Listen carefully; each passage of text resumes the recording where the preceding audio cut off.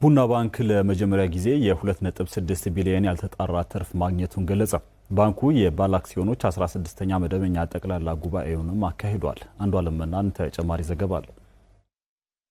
ቡና ባንክ 16ኛ የባለ አክሲዮኖች ጠቅላላ መደበኛ ጉባኤና 7ኛ አስቸኳይ ስብሰባውን አካሂዷል። ባንኩ በዚህ ወቅት እንደገለጸው በሀገሪቱ ያጋጠመው የዋጋ ግሽበት፣ የውጭ ምንዛሬ መለዋወጥና በሀገሪቱ ያጋጠሙ ግጭቶችን ተቋቁሜ ተወዳዳሪነትን አስጠብቄያለሁ ብሏል። የባንኩን የ2024-2025 የሂሳብ ዓመት አፈጻጸም ሪፖርት ያቀረቡት የዳይሬክተሮች ቦርድ ሰብሳቢ ሙሉጌታ አስማረ ባንኩ በዓመቱ 42.7 ቢሊዮን ብር ብድር ሰጥቷል ብለዋል። የሀገራችንን ኢኮኖሚ የመደገፍ ኃላፊነታችንን በመወጣት በሂሳብ ዓመቱ መጨረሻ የብድር አቅርቦታችንን ካለፈው ሂሳብ ዓመት በ9.8 በመቶ በማሳደግ ባንካችን የሰጠውን ጠቅላላ ብድር 42.69 ቢሊዮን ብር አድርሷል። በሂሳብ ዓመቱ መጨረሻ የባንካችን ጠቅላላ ተቀማጭ ገንዘብ 51.2 ቢሊዮን ብር ደርሷል።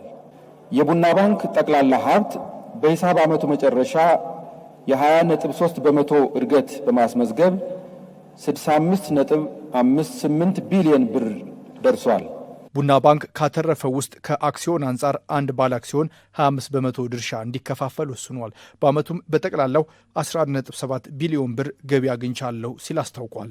የዓመቱ ጠቅላላ ገቢያችን 11.739 ቢሊዮን ብር የደረሰ ሲሆን ይህም ካለፈው ሂሳብ ዓመት የ46.2 በመቶ ከፍተኛ እድገት ያሳየ ነው። ባንካችን ከግብር በፊት ያገኘው ትርፍ 2.627 ቢሊዮን ብር ሊደርስ ችሏል። ካለፈው ዓመት አፈጻጸም ጋር ሲነጻጸር የ182.5 በመቶ ጭማሪን ያሳያል። የባንካችን የተጣራ ትርፍ ደግሞ 1 ቢሊዮን 957 ሚሊዮን ብር ሆኖ ተመዝግቧል። ይሄ ማለት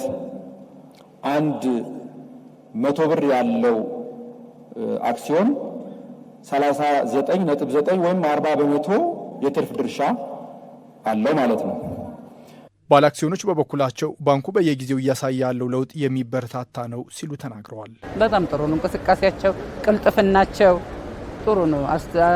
የሚያስተናግዱትም በጣም ጥሩ ነው። ብድር ቢሰጠን ሌላ ስራ ሰርተን ያው የሚከፈለውን እንከፍላለን።